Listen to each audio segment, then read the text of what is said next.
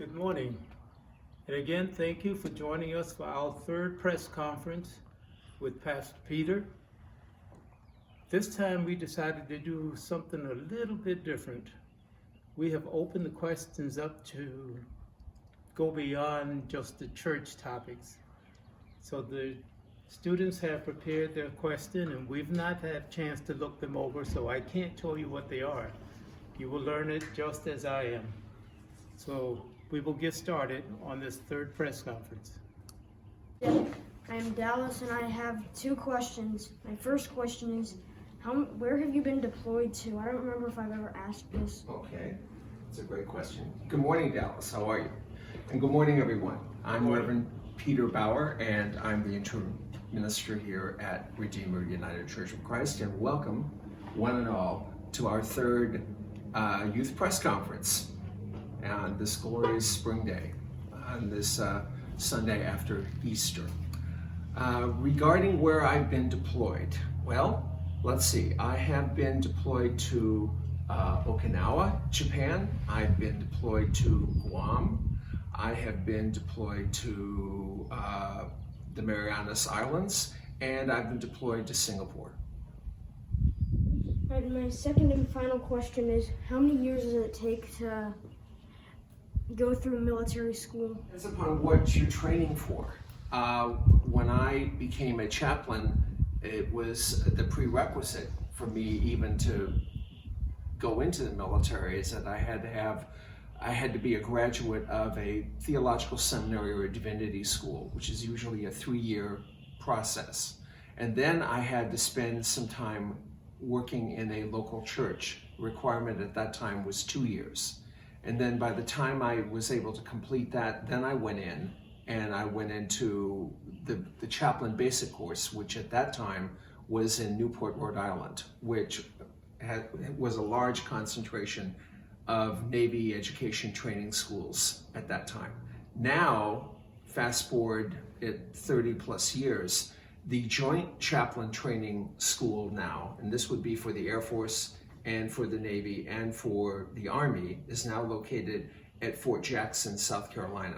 So everyone who's now going to be a military chaplain goes to training there for a set period of time for those respective services. And then if they go on and do any further education and training, it's through their respective service. Thank you. Is there any proof that Jesus will come back in the Bible? Well, there is proof in that if you look at the Acts of the Apostles, okay, which is a book that was written probably somewhere in the neighborhood of 90 to 100 AD, thereabouts. There are sections of the book of Acts where you have what? First eyewitness disciples, meaning Peter and James and other people who are there. Who were there on site when Jesus was alive. There are accounts in the book of Acts where it will say, in essence, this or that event happened and there were what? There were first eyewitnesses there. And so when the early disciples then say to the community, some of you will see him return and it will happen within your lifetime. That was the firm belief that was going on at that time. They really, really sincerely believed that Jesus would return within their lifetime. That changes, however, after about 88 AD, when it becomes clear to some people in the early church that this is not going to happen.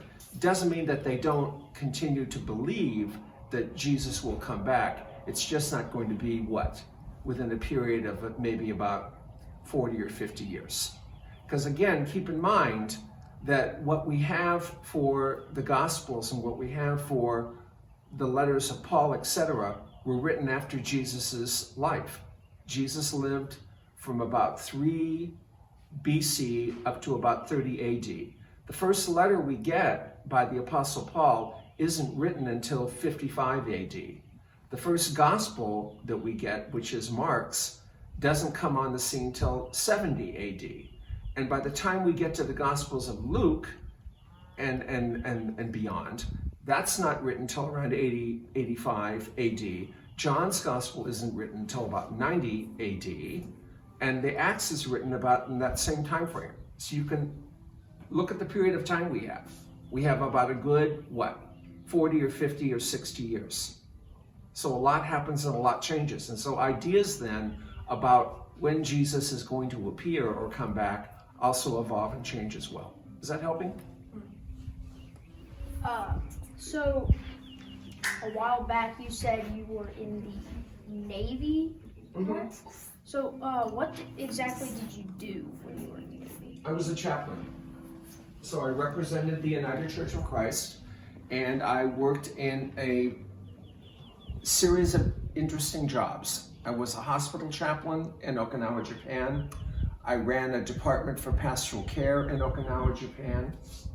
I authored the first do not resuscitate order that ever occurred with Navy military medicine in the Western Pacific. And I had to oversee a whole huge process where unfortunately we had a wife of an Air Force staff sergeant come in, deliver a baby, a healthy baby, then have what's called an amniotic fluid embolism, which is a rare thing where it popped and it went to her lungs and it deprived her of oxygen to her brain. And so she was literally brain dead on our intensive care unit for about a week. And so I and the members of the bioethics committee had to draft a do not resuscitate order, or not order, but a do not resuscitate protocol, basically, and put that in place, which is now still on the books, from what I understand, for Navy medicine in the Western Pacific. I had to coordinate and contact the Naval Hospital in Yokosuka, Japan, that already had one, and then I formulated that and made it fit for the Naval Hospital in Okinawa, Japan. I also served at a large training command in Great Lakes, where I was the chaplain for the Forestall Village Chapel, which was a congregation of about 250 people, mostly military people stationed at Great Lakes along with their families. I was chaplain for the Naval Brig, and then I was chaplain for the Family Service Center at Great Lakes. And then I did a number of other jobs as a naval reservist for a long, long time, including, and I worked with the Marine Corps and I worked with the Coast Guard, and then my final job was I was the chaplain for the USS Incheon, which was the last Navy minesweeper that the Navy had, and that ship was home ported at Ingleside down in Corpus Christi, and I was on their last final cruise of the Western Pacific in 2001, right before 9/11. And I'm representing Cass right now. He's out of town this week, but he sent in his questions, so I will ask them for him. His first question was, he wanted to know what is the difference between debt and debtors and trespasses in the Lord's Prayer. Well, debts are what? You owe people money, okay? Right? And a lot of us can relate to debt, right? At some point you have bought something or purchased something, or you've had expenses, and what happens? You rack up debt. And right now there was a story on it today, on the news today. What is a big debt that some young people are incurring right now? They're older than you, but what type of debt are they incurring? They're incurring a lot of student debt, to the point where what? Some people can't get their degrees, they can't get their diplomas unless they pay what? Fines that they owe back to the school in order to get their diplomas. That really hampers how well they're going to be able to function in the workforce. So we have that type of debt. Debtors, again, are what? People, again, who accrue debt, right? And trespasses are what? Those things that we do that what? Violate some sense of what? Boundary. So when we think about trespassing, what does that indicate? You're entering property, you're entering a space where you shouldn't be, okay? And depending upon what church setting you're in, and I'm not clear on why this occurs, but depending upon what church setting you're in, when people say the Lord's Prayer, they will say what? They will tend to say debts, or they will tend to say debtors. In some instances, however, they will say what? Trespasses. And it's almost like there's a thinking that both are synonymous.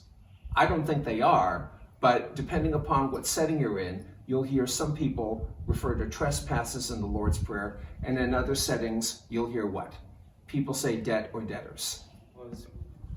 What makes someone a Christian? What makes somebody a Christian is somebody who professes that Jesus is their Savior, that they have a belief in Jesus in terms of who Jesus claimed they were, claimed to be, and then the person who then decides that they want to act as a follower of Jesus, i.e., love God with all of your heart, with all of your mind, with all of your soul, and your neighbor as yourself. Remember, that's what Jesus said. Jesus said what? All of the commandments, going clear back to Moses and before, hinges on what? The two following things.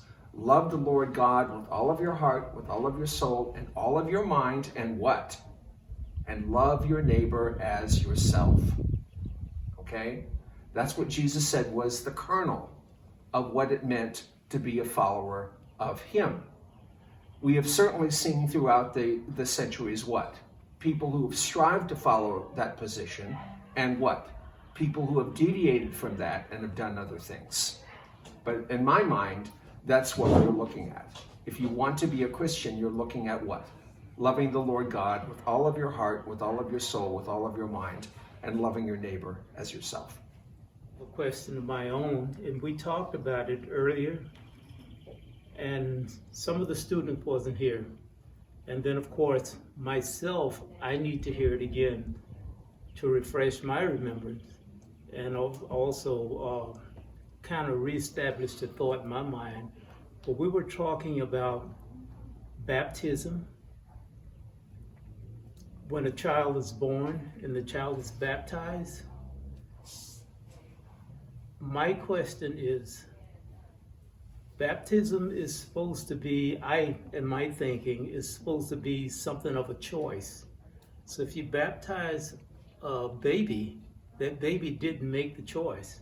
So does that baby have to be baptized again later on in years? Again, we're When they talking decided about to several make- channels, as I would describe. We're talking about several channels of Christian tradition that have emerged. The whole idea of what infant baptism goes back to where? Really goes back to the origins of the Christian church. Infant baptism was going on what? During the development of Catholicism, which started when? Really started at 325 AD with the Council of Nicaea. When the Council of Nicaea determined the Trinitarian doctrine of the Trinity, put it in doctrine, then started to teach it, then started to use it in worship. And when the church as an institution starts getting organized by around 400 AD, infant baptism is a part of what they do, all right? That continues up to the Reformation, all right? What happens when Luther comes on the scene? Luther really doesn't deviate that much. Luther says, I still believe that infants should be baptized, but then Luther adds a second caveat. What's that? Luther says, I think people need to be confirmed. And so we have then what? We have the process of baptism, and then we have the process of confirmation. Calvin continues that as well. And so what you're saying, Richard, really would follow within the thinking or the tradition of what are called what? The more Baptist tradition. What happens in the Reformation? We have this guy come on the scene whose name is Ulrich Zwingli. What does Zwingli say? Zwingli says, like Luther and Calvin, I think believers need to have free conscience, meaning I, as a believer, can have direct access to God. I don't need a priest. I don't need a bishop. I don't need an archbishop. But Zwingli says what? I really don't believe in this infant baptism stuff. I think what? Followers of Jesus need to be what? Fully aware of an age where they can make this decision themselves and then be baptized. That really starts the tradition of what? More people getting baptized when they're of an age that they can what? Consciously realize what's going on. Is that helpful? Yes. And so the Baptist traditions then, which are, a great multitude here in North America, etc., owe their heritage back where? They really owe their heritage back to Ulrich Zwingli and the Anabaptist movement, which was flourishing in Europe in the beginning of the 16th century and beyond. You've been all over the world. What are your thoughts on whether all people are the same no matter where you go, or are we truly different depending on our cultures? Does that I make think sense? I would go with the latter, Carrie. I think we're truly different in our cultures, okay? And I'm a firm believer that we have to really, really express to the best of our ability cultural humility, okay? Let me give you a story to illustrate this, all right? When I told you, Dallas, that I was in Singapore, right? This is in 2001. This is like right before 9/11. And let me tell you what foolish thing I did, all right? I'll cop on myself. With a friend of mine and I decided we would go touring in Singapore.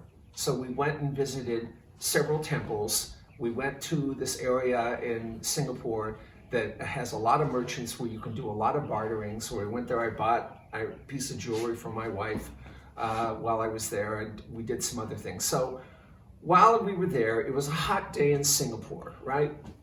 90 plus degrees. So I'm wearing shorts.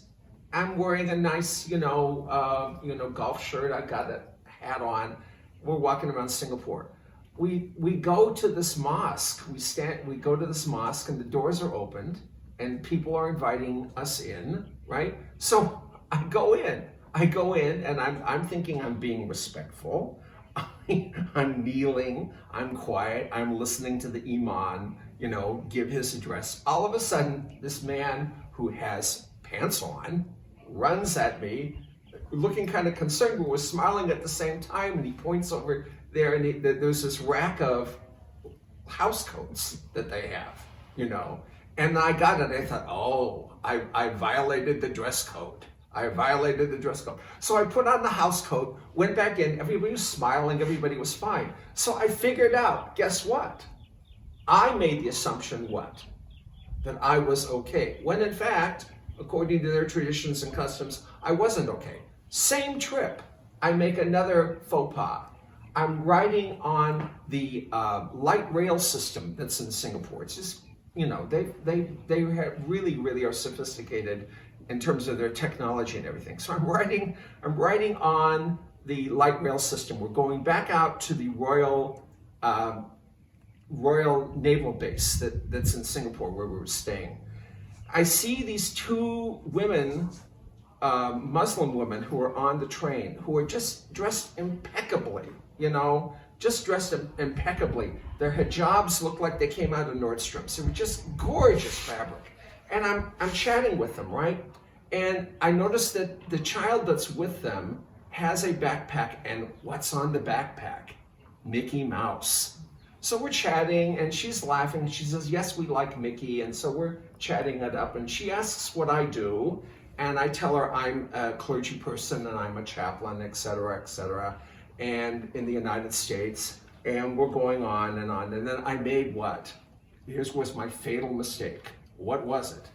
And she said, she's talking about ministers, and I said, yes, I said, in my church we have ministers who are what? Men, and we have ministers who are women. Immediately when I said women, what do you think happened?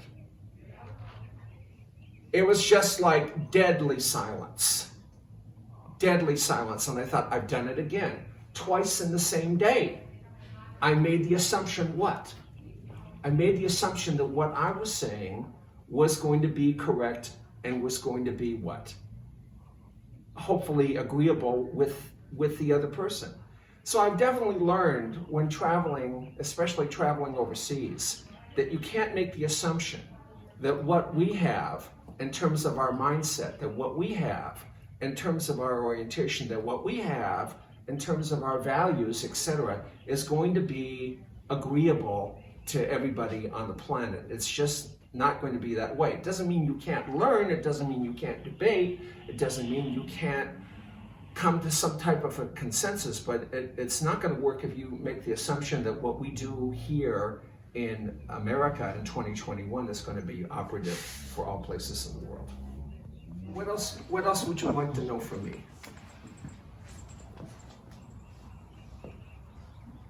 Let me ask you this. What do you think is going to happen 10 years from now? It's now 2021. What's it going to look like 2031? Anybody have any ideas? Well, I'll throw something out for you to consider. I think artificial intelligence and robots are really, really going to become far more prominent than they are now. I think we're going to have cars that will drive themselves. I think a lot of the stuff that we see in the service industries right now, and maybe including in healthcare, I think are going to be done by robots. And I think the people who are going to be doing the future jobs are going to be people who are going to be programming the robots. Anybody have any thoughts about that? Yeah, what about the agriculture industry? I think that's going to happen too. I think you could very well see robots, and you could very well see mechanized technology handling agriculture. And again, you're going to be having people who run farms and who run ranches who are going to be running the technology that does what? Runs the robots and runs the artificial intelligence technology that's actually going to be engaged in, either sowing seed or harvesting crops. Based on what you just said, and I don't know if it's because I'm looking at it based on the things that we're doing now and what I see as my freedom. But when all of these changes take place, are we still going to have a choice as individuals, or are things going to be more controlled by the government than it's? No, we're going to have all the choice in the world, Richard, because what's going to happen, and people have been talking about this for decades, we're not going to be focused so much on work. It's not that we're not still going to be working, we will, but we're going to be having a lot more time for leisure. We're going to be having a lot more time to develop other aspects of our life that maybe we haven't done, whether it's hobbies, whether it's taking up another avocation, whether it's learning a language, whether it's learning how to sail. We're going to be having a lot more time to do other stuff, or to study religion or become a minister. I don't know. We're going to be having a lot more time to do other stuff. And so the challenge is going to be, how do we help one another and support one another in that endeavor? Because a lot of us, this is going to be very foreign and very challenging. Why? Me included. We're taught in our culture to do what?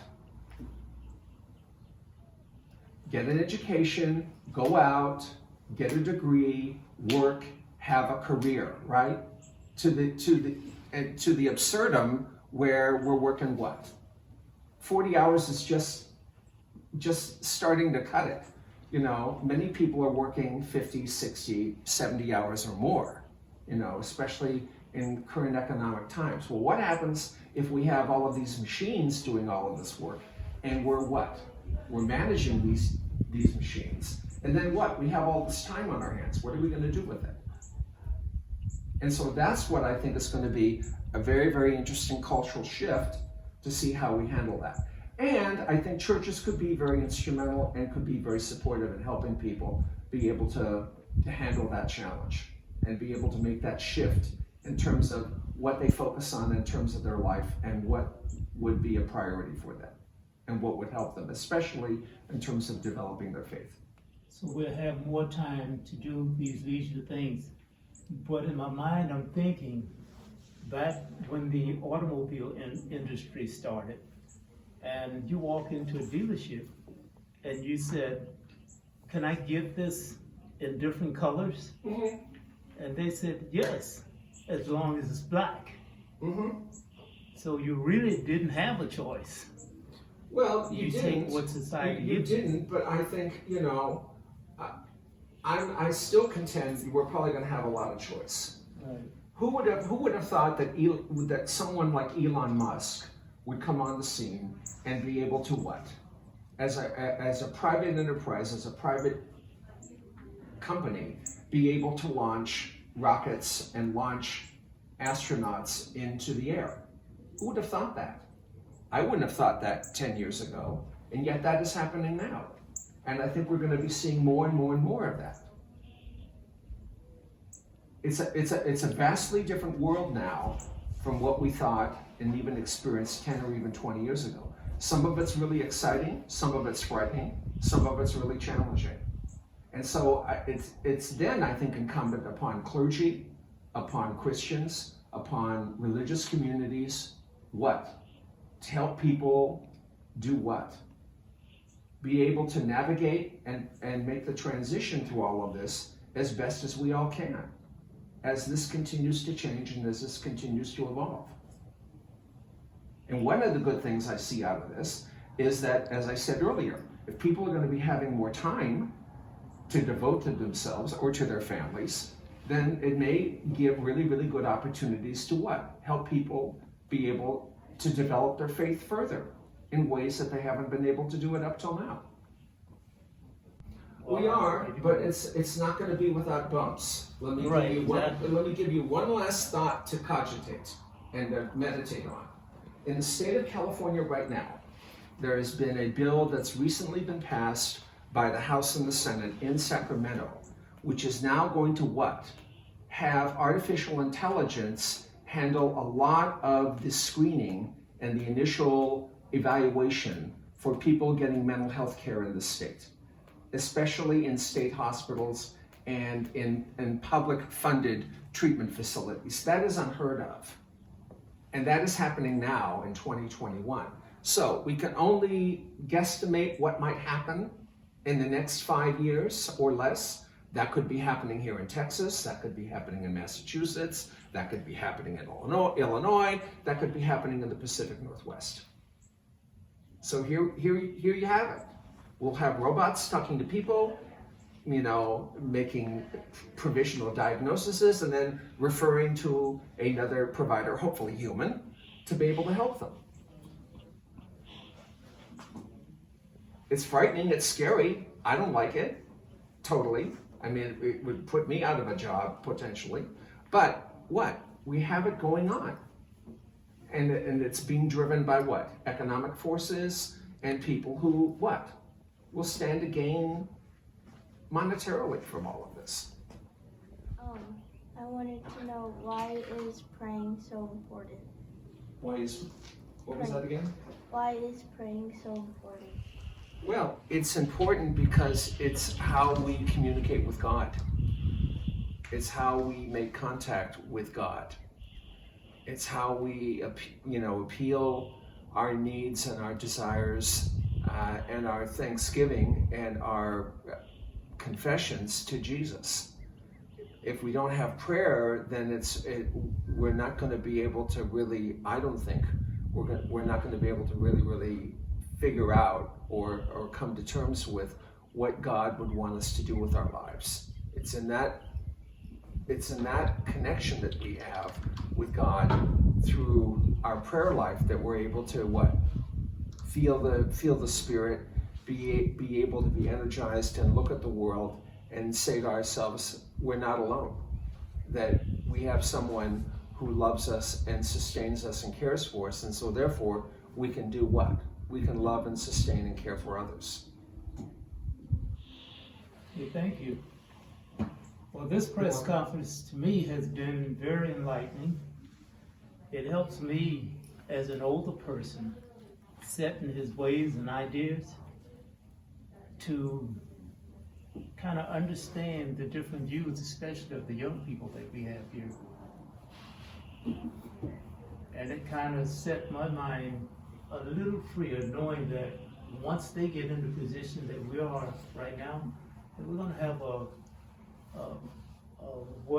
well operating country.